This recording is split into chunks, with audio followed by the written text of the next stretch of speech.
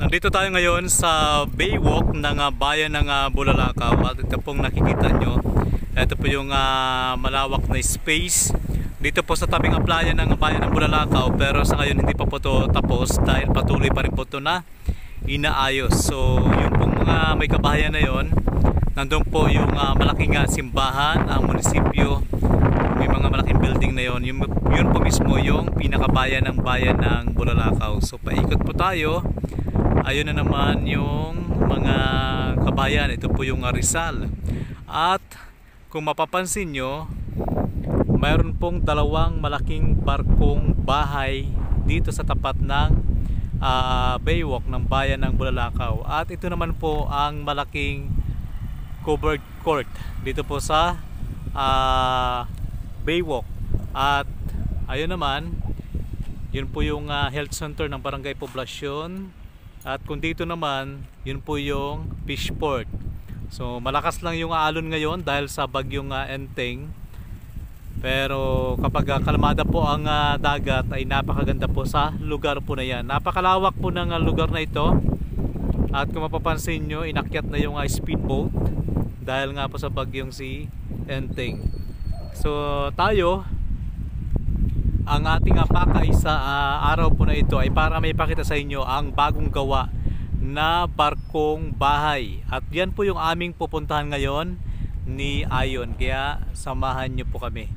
Ako po ang inyong lingkod, MJ Rivera, at kasama natin si Ayon J. At shoutout kay Mark na nandyan pa rin sa Romblon. So ipapakita namin sa inyo kung ano po yung mayroon dyan sa bahay na barko. At alamin natin bakit kaya style ng bahay ay barko. So masasagot po natin yan mamaya, ang katanungan po na yan sa kabuuan po ng video na to. So bali dalawa siya, nakatalikuran, no? Yun. Nag-away sila sa simula pero magkaayos din yan. So ngayong malapit na tayo, makikita mo talaga yung hugis ng barko. Ay, stranded. Oo, dahil sa bagyong Enteng, na-stranded sila. So ang unahin naming akyatin ni Ayon ay yung isa.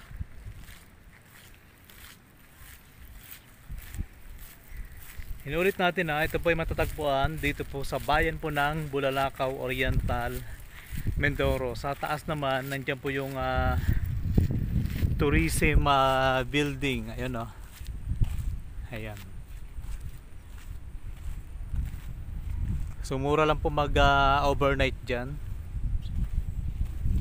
Kapag mayroon pong mga okasyon dito ay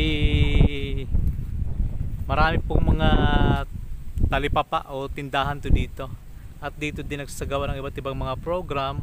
At yung mga rides ay nandyan po nakalagay. So dahil tapos na po yung piyesta, so tinanggal na rin po. So ngayon ipapakita natin to. Pero sa ngayon hindi pa siya tapos yun, ayan ibig sabihin ay patuloy pa rin na ginagawa. Kasi makita naman natin na under construction pa rin. So ayan po yung kanyang loob. So hindi natin alam kung ano yung plano dito, pero maganda tong tindahan, pagdarausan ng mga seminar at workshop. So ngayon ay akyat tayo doon. Samantalahin natin habang wala pang ulan.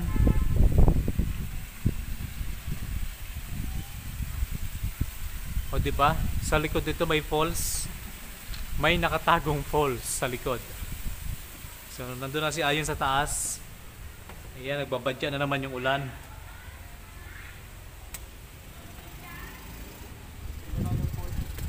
Ano na? Ito ng falls. Ay, ibig sabihin nga, hindi pa talaga pala tapos, no?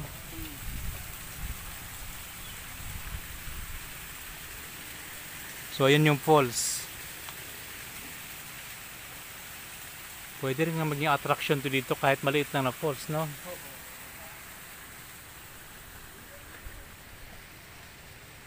So ito yung itaas niya, maganda siya.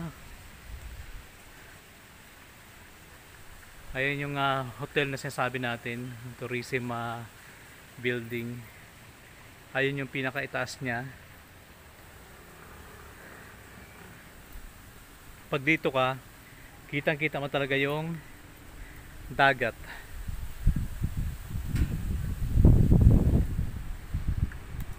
Delikado na sa mga bata tong ano, mga nakausli na ayan no, bakal.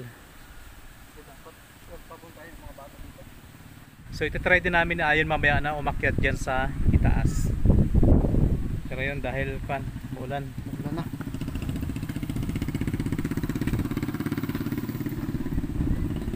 Baba muna kami dahil umaaraw, umuulan. Sabi nila kapag umuulan at umiinit, ang tekbalang ikinakasal.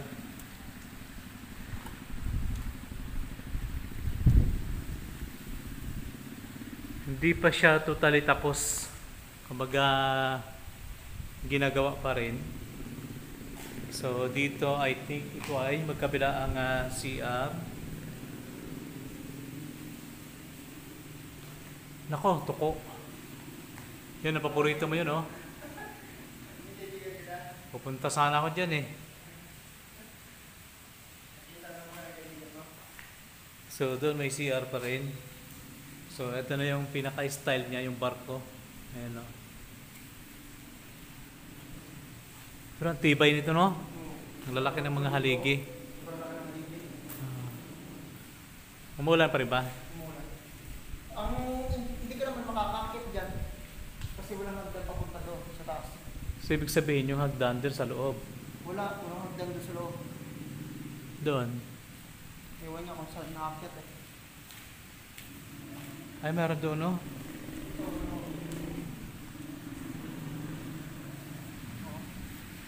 Wala ka makita na hagdan. Ay, salamin ng pala yun.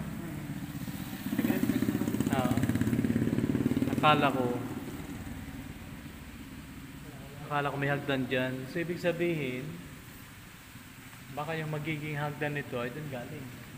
Siguro. Yan dyan, magturugtog sila dyan.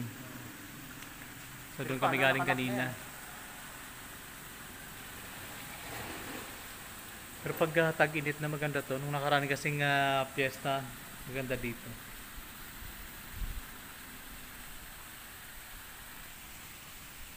Ano, lipat tayo sa kabila?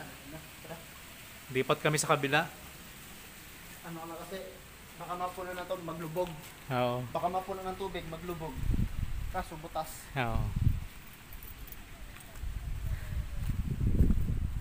Yan na, humambon na talaga. Ngayon kasi nakakaranas ng mga panaka-naka ng mga pagulan. Ang ating bansang Pilipinas at kasama po dyan ang Mindoro.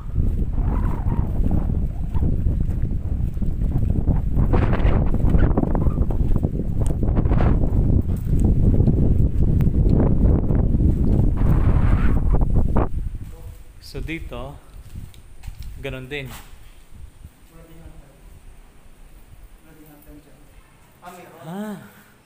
So dito ay merong mga table na mahaba. So meaning pwede siyang gawing palengke. Tapos dito pwedeng restaurant. Yan, pwedeng restaurant dito o kaya ay grocery store.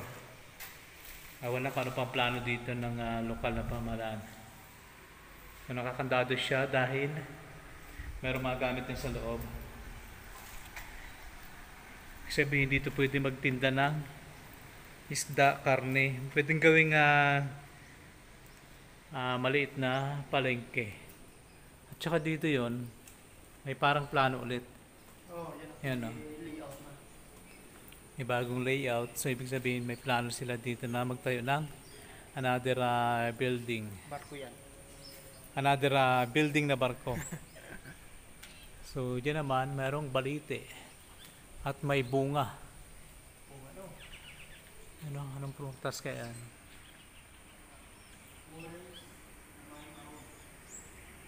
Yan, kulay orange yung kanyang bunga. Itim. Yung violet. Iba-iba. Sana violet. Ayun o. Dito. Dito. Oh, bawal mo na. Ha? Ayun o. Yung katabi ng dilaw. Itim na. Ah. Itim. Yan o. Pula, orange, dilaw, itim.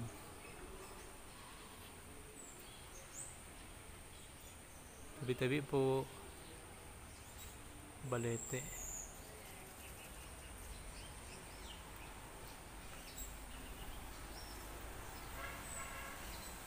Akyat pa tayo? Ha?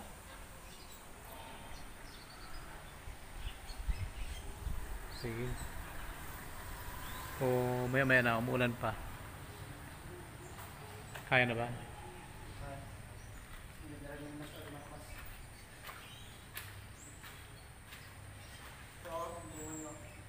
Hmm. Ito. Dito pala eh. Walang,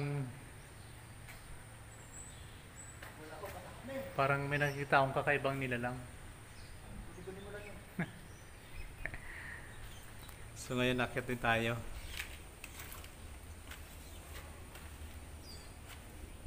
Dami. Tabi-tabi po. Ito o. Ay, ito, Asong ubas.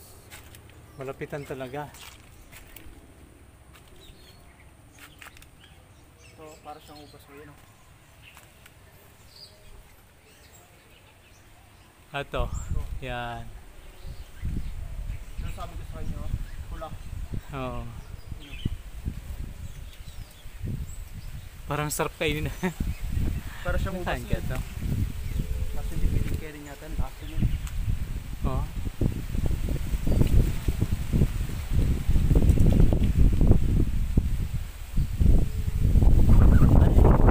Ayun, may hagdanan siya yun. Yung isa wala. Oo, yung isa wala. Tara.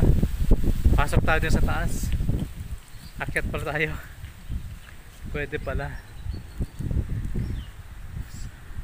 So kahit umuulan ay aakyat kami ni Ayon dito sa pang third floor.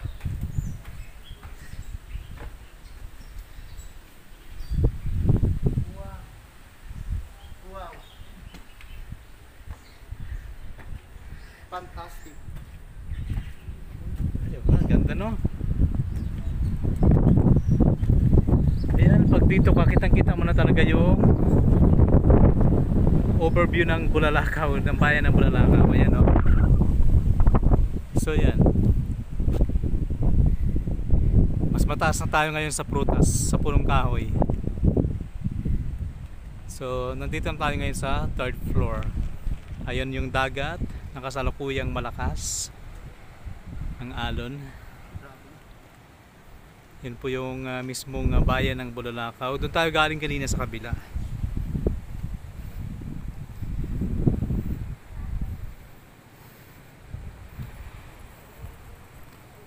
Ayan.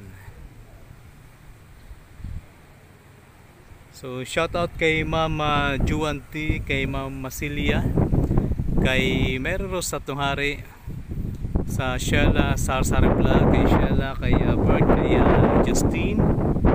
Maraming salamat sa pa-Gcash.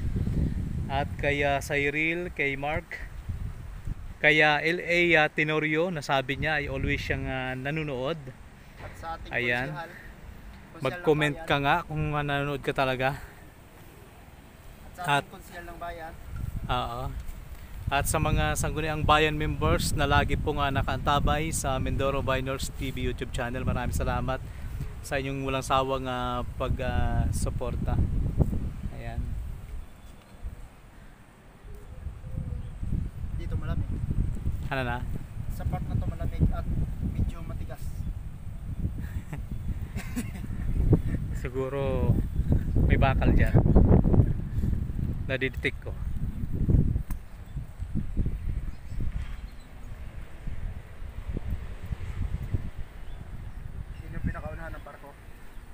Oo. Pag nandito ka, parang nakasakay ka talaga sa barko. Pero yan yung alon. Oo. So, ang reason kaya itinayo ang barkong bahay na to para maging dagdag attraction pagdating ng araw dito po sa Baywalk ng bayan po ng Bulalakaw. So, ayan na po yung mga prutas kanina. Tara.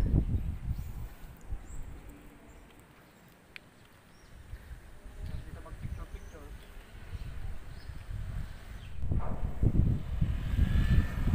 Ayan pa, baba na kami.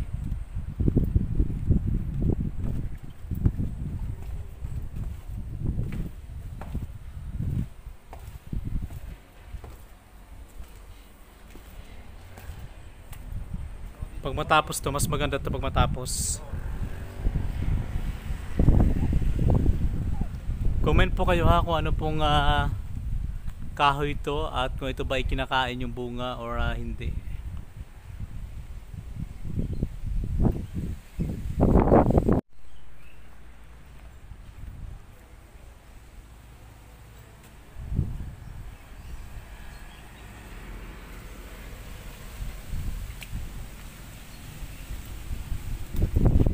Medyo dumumi lang siya tingnan ngayon dahil umuulan po.